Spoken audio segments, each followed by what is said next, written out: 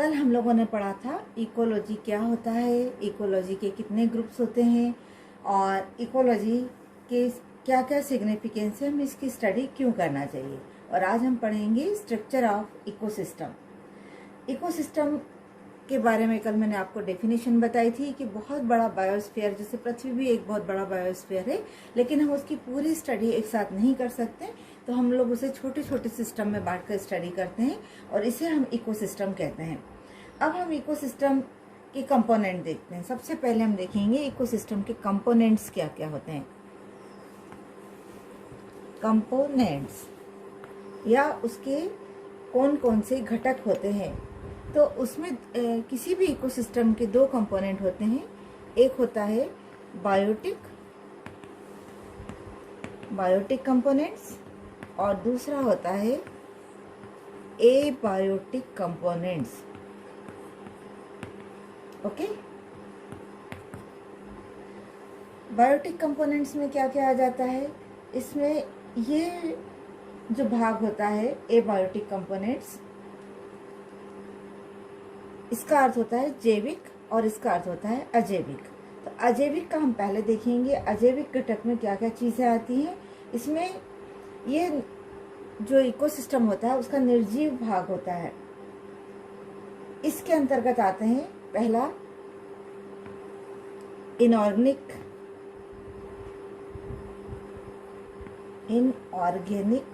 Component.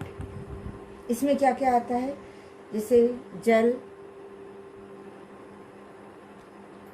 इसमें आता है जल, calcium, phosphorus, sulphur, carbon, nitrogen, hydrogen, magnesium, oxygen, carbon dioxide etcetera. मतलब जितनी भी चीज़ें होती हैं जो भी अजैविक होते हैं या नॉन लिविंग होते हैं, वो सारे कंपोनेंट इसके अंतर्गत आते हैं।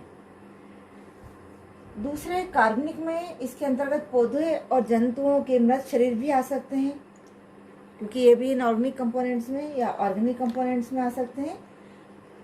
इसके बाद क्या आएगा, सनलाइट,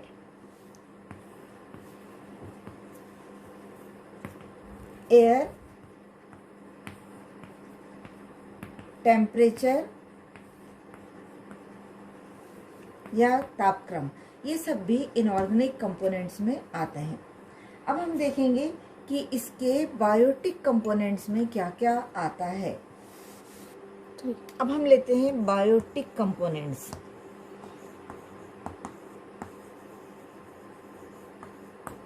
बायोटिक कंपोनेंट्स में क्या आता है, इसके अंतर्गत हम दो भागों में बांट सकते हैं। एक होते हैं ऑटोट्रॉफ्स और दूसरे होते हैं हेटेरोट्रॉफ्स। ऑटोट्रॉफ्स कौन होते हैं, जो अपना भोजन खुद बना सकते हैं। वो सभी कंपोनेंट ऑटोट्रॉफ्स में आते हैं, जैसे पेड़ पौधे हैं, एल्गी है, कुछ बैक्टीरिया होते हैं जो अपना भोजन खुद बना सकते हैं, वो सभी ऑटोट्रॉफ्स में आएंगे। और दूसरे आते हैं हेटेरोट्रॉफ्स।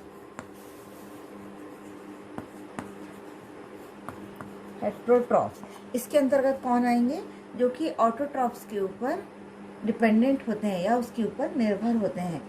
इनमें कौन से आते हैं, दो तरह के होते हैं ये। एक होते हैं मैक्रो कंज्यूमर्स और दूसरे होते हैं माइक्रो कंज्यूमर्स।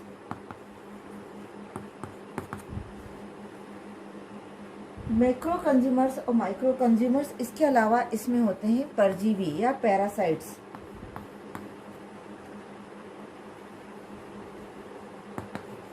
इसके अलावा आते हैं चौथा डिकम्पोजर्स। डिकम्पोजर्स का रोल भी इकोसिस्टम में बहुत ज़्यादा होता है। अगर कोई भी डेड ऑर्गेनिक मटेरियल को नष्ट नहीं करेंगे या उसे कन्वर्ट नहीं करेंगे सॉइल में, तो पूरी सृष्टि के ऊपर उनका ढेर लग जाएगा और हमारे रहने के लिए भी जगह नहीं बचेगी। इसलिए इनकी बहुत इम्पोर्टेंस होती है। अब ये यहाँ पर हमने देखा था कि मैक्रो कंज्यूमर्स और माइक्रो कंज्यूमर, ये क्या होते हैं। मैक्रो कंज्यूमर्स आकार में अपेक्षाकृत बड़े होते हैं और ये इनको हम हर्बीवोर्स, कार्निवोर्स, इन भागों में बांट सकते हैं। हर्बीवोर्स कौन होते हैं, जो फलहारी होते हैं और पेड़। तो मैक्रो कंज्यूमर्स क्या होते हैं, ये वे कंज्यूमर्स होते हैं जो आकार में अपेक्षाकृत बड़े और फूड चेन में हर्बीवोर्स, कार्निवोर्स का स्थान ग्रहण करते हैं। हर्बीवोर्स जो कंज्यूमर्स होते हैं ये प्राइमरी कंज्यूमर्स होते हैं। इसके अलावा जो इनके ऊपर निर्भर होते हैं उन्हें हम सेकेंडरी या टर्शरी कंज्यूमर्स कहते हैं, और जो मांसाहारी होते हैं उन्हें हम कार्निवोर्स या ओमनिवोर्स कहते हैं। ठीक है। अब इसके बाद माइक्रो कंज्यूमर्स, ये सामान्यतः डिकम्पोजर्स होते हैं। इसके अंतर्गत मुख्यतः सेप्रोफाइट्स आते हैं, जो कि इन जो डेड, और इसके अंदर कौन कौन से आ जाएंगे, जैसे बैक्टीरिया है, एक्टिनोमाइसिटीज के मेंबर्स हैं, फंजाई के दूसरे भी ऑर्गेनिजम्स हैं। ये सभी माइक्रो कंज्यूमर्स की श्रेणी में आते हैं, क्योंकि ये जो कॉम्प्लिकेटेड कंपोनेंट्स होते हैं उनको सिंपलेस्ट फॉर्म में कन्वर्ट करते हैं। तो ये सब आते हैं डिकम्पोजर्स में। इनके कारण जो ऑर्गेनिक कंपाउंड्स होते हैं जो कॉम्प्लेक्स फॉर्म में किसी भी जीवधारी के अंदर रहते हैं, वो ब्रेक हो जाते हैं या टूट जाते हैं, और सरलतम भागों में टूट जाने के कारण ये वापस वातावरण में मिल जाते हैं। जैसे कि हम कहते हैं कि किसी भी मनुष्य का शरीर 5 तत्वों से मिलकर बना होता है, उसी तरह से हर ऑर्गेनिज्म का शरीर भी 5 तत्वों से मिलकर बना होता है। जल, वायु और ये सब जो तत्व होते हैं ये प्राकृतिक रूप से अपने अपने एलिमेंट्स में कन्वर्ट होकर फिर से प्रकृति को वापस कर दिए जाते हैं। तो ये हमने देखे उसके कंपोनेंट्स। इकोसिस्टम के 2 कंपोनेंट्स होते हैं, बायोटिक और एबायोटिक। अब हम देखेंगे, एक सेकंड, अब हम देखेंगे productivity of ecosystem.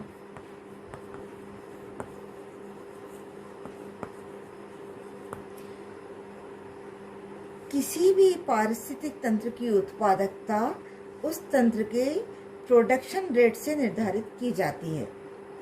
Unit time में कितना ऑर्गेनिक मैटर का उत्पादन उस इकोसिस्टम में हो रहा है, ये उसकी प्रोडक्टिविटी कहलाता है।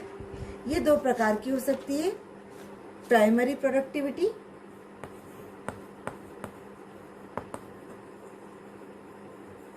प्रोडक्टिविटी, ये या इसे हम कहते हैं प्राथमिक उत्पादकता, और दूसरी कहलाती है ग्रॉस प्राइमरी प्रोडक्टिविटी।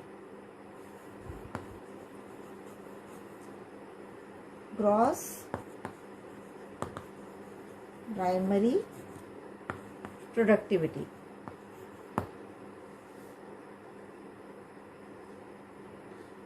और दूसरी इसकी होती है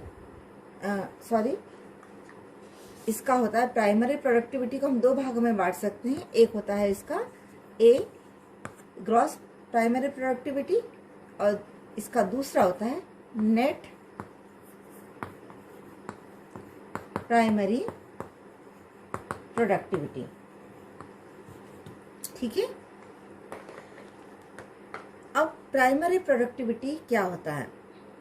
ये किसी भी ऑटोट्रॉफिक प्रोड्यूसर्स द्वारा फोटोसिंथेसिस के द्वारा ऑर्गेनिक फूड का वह उत्पादन होता है जो उसके द्वारा यूनिट टाइम में प्रोड्यूस किया जाता है। ये 2 प्रकार की होती है। ग्रॉस प्राइमरी प्रोडक्टिविटी, इसका तात्पर्य होता है कि निश्चित समय में फोटोसिंथेसिस के द्वारा निर्मित कार्बनिक पदार्थ की मात्रा है, अतः इसके टोटल फोटो, या हम इसका दूसरा नाम भी क्या कह सकते हैं, टोटल फोटोसिंथेसिस। क्या होगा वो, एक यूनिट टाइम में कितना प्रोडक्शन हुआ। इसकी दर हम क्लोरोफिल कंटेंट के द्वारा नाप सकते हैं, और इसको हम इस तरह से लिख सकते हैं, क्लोरोफिल पर ग्राम पर dry matter per unit area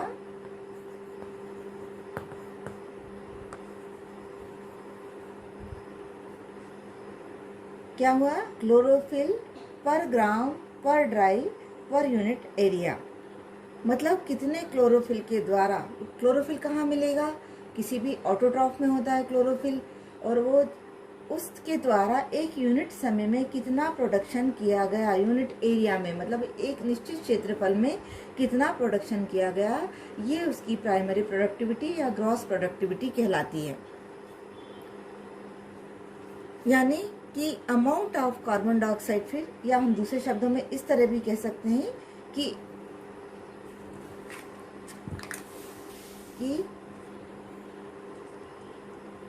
amount of carbon dioxide fixed पर ग्राम पर क्लोरोफिल पर आवर, 1 घंटे में कितनी कार्बन डाइऑक्साइड को फिक्स किया। अब फिक्स करने का क्या मतलब है, जब फोटोसिंथेसिस होता है तो क्या होता है, पौधे कार्बन डाइऑक्साइड को लेते हैं, सूर्य के प्रकाश में फोटोसिंथेसिस की प्रोसेस होती है क्लोरोफिल के द्वारा, और कितना कार्बोहाइड्रेट का प्रोडक्शन हुआ, तो ये अमाउंट कहलाता है उसकी ग्रॉस प्रोडक्टिविटी। ठीक है।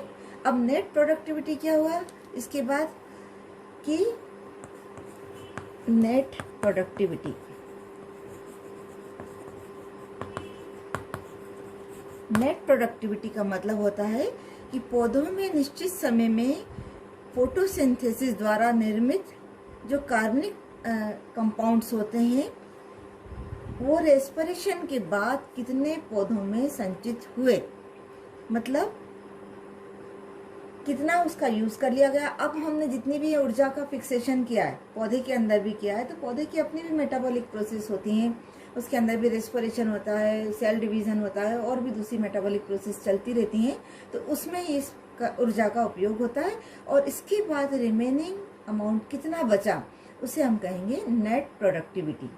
ठीक है। तो ग्रॉस क्या हुआ, कुल कितना उत्पादन हुआ, और नेट क्या हुआ, जो उसमें से रेस्पिरेशन के बाद या जो मेटाबॉलिक एक्टिविटी के बाद खर्च हो गया है, जो रिमेनिंग पार्ट है, जो बचा हुआ हिस्सा है कार्बोहाइड्रेट का, वो कहलाता है नेट प्रोडक्टिविटी।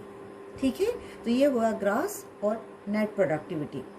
इसके बाद अब हम देखेंगे सेकेंडरी प्रोडक्टिविटी। 25 भी चलेगा। Secondary productivity.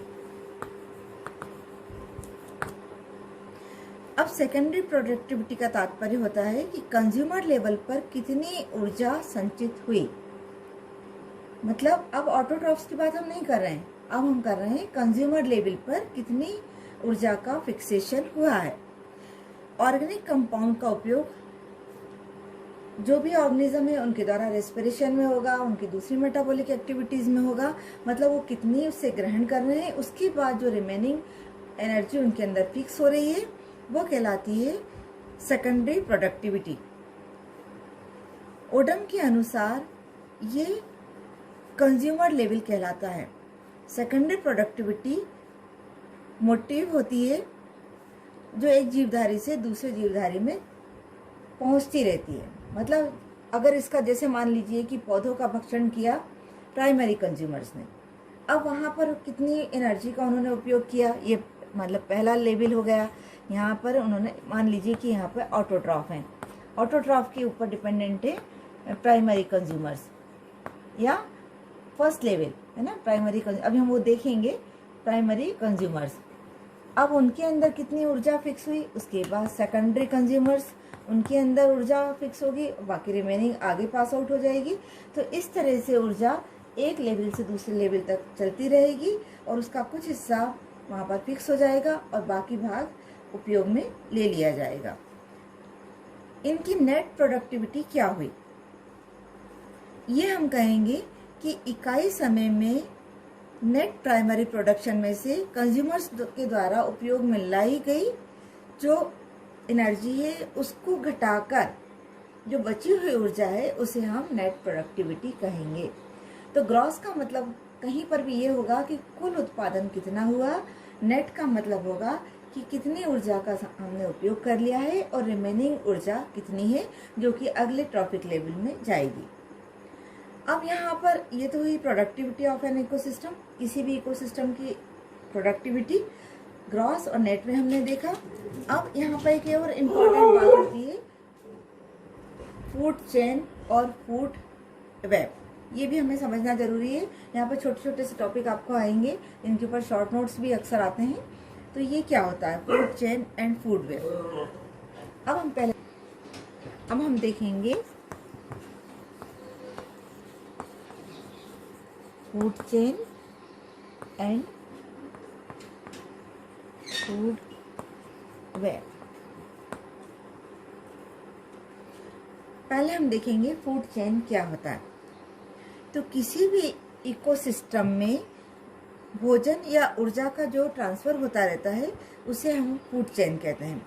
ये स्थानांतरण प्रत्येक चरण में ट्रॉफिक लेवल पर होता है। जैसे कि सूरज से ऊर्जा किसने ली? प्लांट्स ने। ये कहाँ से हो रही है? इनकी रेडिएशन के द्वारा सन से इन्हें एनर्जी मिल रही है, वहाँ से प्लांट्स में पहुँच रही है। यहाँ पर जो भोजन बनता है ये होता है प्राइमरी कंज्यूमर्स के द्वारा, इनका उपयोग होता है प्राइमरी कंज्यूमर्स। इनमें कौन कौन आते हैं? सारे हर्बीवोर्स इसके अंतर्गत आ जाते हैं, जैसे रैबिट, रैट्स, काऊ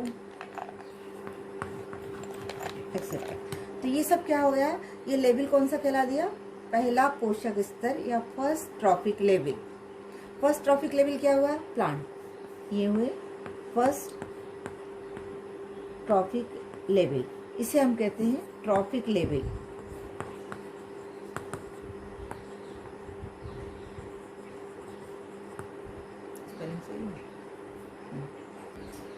LEVEN लेवल। अब यहाँ एक और बात आपको बताना चाहूँगी कि एक बार एक क्वेश्चन पूछा गया था, ट्रॉफिक लेवल और ट्रैफिक लेवल दोनों में अंतर होता है। बच्चे यहाँ पर गलती कर जाते हैं और जब भी परीक्षा में उत्तर लिखते हैं तो ट्रैफिक लेवल की जगह ट्रैफिक लेवल लिख जाते हैं। Traffic level that is different thing. किसी ने उत्तर में लिखा भी था कि ट्रैफिक लेवल होता है जहाँ पर एक सिपाही खड़ा रहता है चौराहे के ऊपर और वो इशारे करता है तब ट्रैफिक आगे बढ़ता है, पर इससे हमारा यहाँ पर कोई भी कंसर्न नहीं है। ये है ट्रॉफिक लेवल या पोषक स्तर।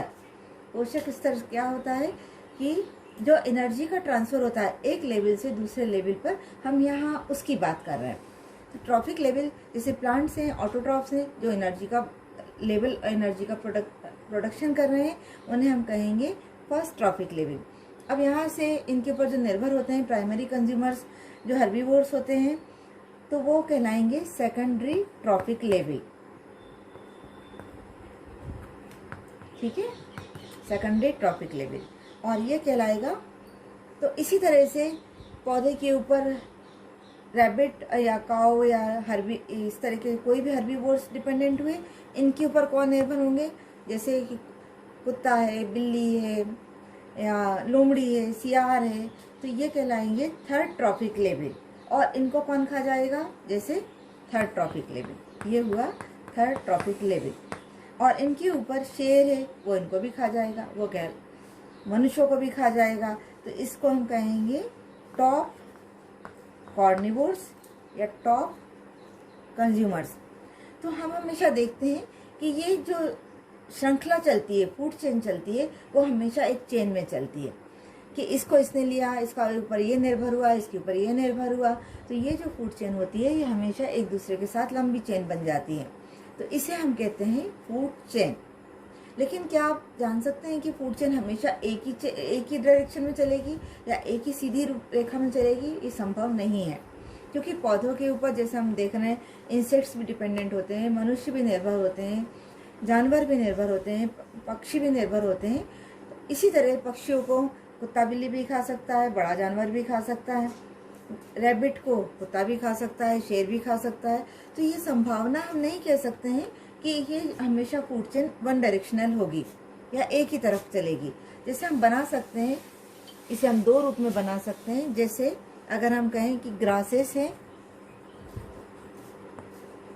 ग्रासेस के ऊपर कौन सा ऑर्गेनिज्म डिपेंडेंट होंगे? इंसेक्ट हो सकते हैं। तो यहाँ पर हम लिखेंगे ग्रासहॉपर।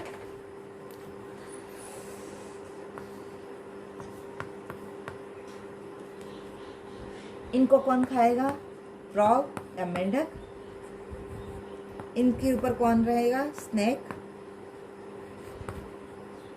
और इनको कौन खा सकता है? हॉक या बार।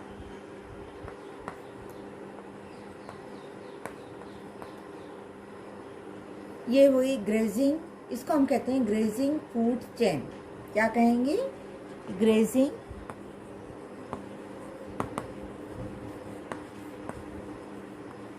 Food chain. ठीक है। इसी प्रकार अगर हम तालाब में देखें तो एल्गी, इसके बाद लार्वा, स्मॉल फिशेस, छोटी मछलियां,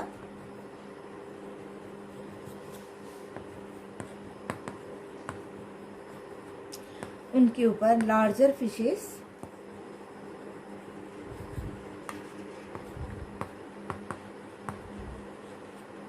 देन क्या आएगा बताइए? क्रोकोडाइल या मगरमच्छ।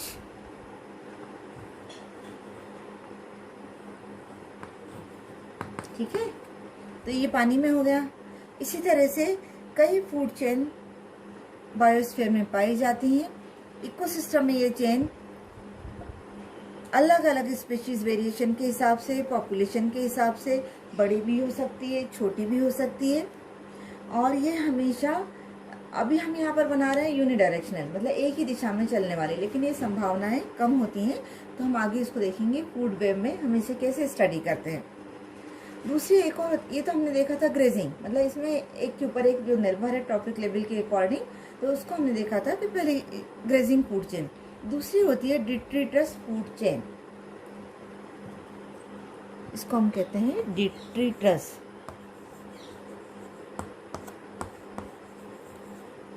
डिट्रीटस फूड चेन ये क्या होती है कि जब पौधों और प्राणियों की मृत्यु हो जाती है तो उनके डेड ऑर्गेनिक मटेरियल से भी अनेक प्रकार के माइक्रो ऑर्गेनिजम्स अपना भोजन प्राप्त करते हैं।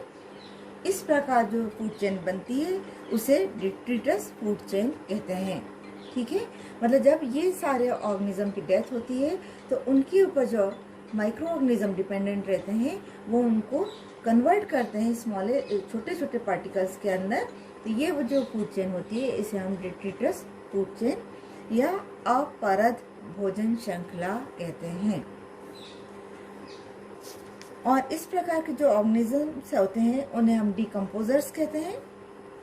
ये वो प्राणी होते हैं जो सीधे ऑर्गेनिक मैटर पर आश्रित होते हैं, जैसे termites, worms, beetles, insects etcetera. इसके अलावा बैक्टीरिया, एक्टिनोमाइसीटीज और फंजाई भी इसके अंतर्गत आते हैं। ये छोटे छोटे प्राणी स्मॉलर कार्निवोर्स द्वारा खाए जाते हैं। इन छोटे प्राणियों को बड़े कार्निवोर्स खाते हैं। तो इस तरह से प्रकृति में भी डिट्रीटस फूड चेन का बड़ा महत्व है। इस प्रकार की भोजन श्रृंखला के अंतर्गत डिकम्पोजर्स डेड ऑर्गेनिक मटेरियल को डिकम्पोज करके पृथ्वी को साफ रखते हैं और इसीलिए ये स्कैवेंजर्स भी कहे जाते हैं। स्कैवेंजर्स या अपमार्जक, इसे क्या कहते हैं? अपमार्जक। अगर ये नहीं होंगे तो हमारी पृथ्वी रहने लायक ही नहीं बचेगी, यहाँ पे कचरे का ढेर लग जाएगा। ठीक है, तो ये डिट्रीटस फूड चेन भी उतनी ही इम्पोर्टेंट होती है जितनी कि ग्रेजिंग फूड चेन। ठीक है, अब हम देखेंगे फूड वेब। ठीक है, तो ये अपन ने अभी देखा उसका फूड चेन। अब हम देखेंगे फूड वेब।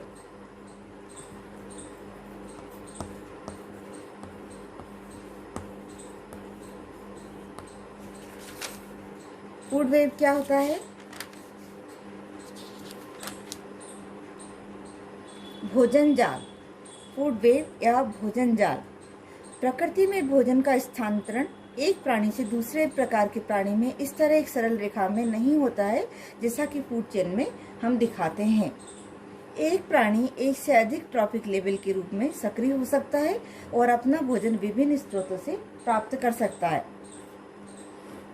प्रकृति में इंडिपेंडेंट तथा लीनियर फूड चेन रेयर होती हैं। इसके विपरीत ये एक दूसरे से संबंध होती हैं, मतलब इंटरकनेक्टेड होती हैं और इस प्रकार का इंटरलॉकिंग प्रस्तुत करती है। इसे हम फूड वेब कहते हैं। जैसे अगर हम इसे देखें, ग्रॉसहॉपर, फ्रॉग हमने यहाँ पे देखा था, कि मान लीजिए कि ये प्लांट है। एक प्लांट से हम शुरू करते हैं। प्लांट को कौन कौन खा रहा है? यहाँ पे हमने ग्रॉस हॉपर लिया था जो ग्रासेस के ऊपर डिपेंडेंट रहते थे, या इंसेक्ट्स हैं, ग्रॉस हॉपर्स हो सकते हैं, इंसेक्ट्स हो सकते हैं, और इसी प्रकार काऊ, बर्ड्स, ह्यूमन एनिमल्स, ये सब प्लांट्स के ऊपर भी निर्भर हो सकते हैं। फिर इंसेक्ट्स,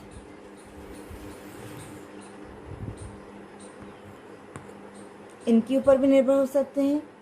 इसी तरह से मनुष्य एनिमल्स के ऊपर भी निर्भर हो सकता है। इसी तरह से तो हम ये देखेंगे कि ये इसके ऊपर निर्भर है, ये इसके ऊपर निर्भर है।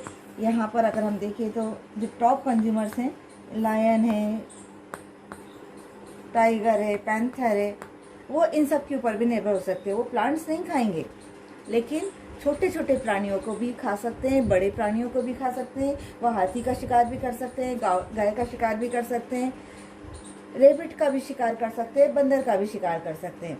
तो मतलब ये अगर हम एक चेन में बताएं तो ऐसा ज़रूरी नहीं है कि सारी चेन एक ही यूनिडायरेक्शनल हो, एक ही दिशा में चलने वाली हो। इसमें फूड जाल जैसी रचना बन जाती है।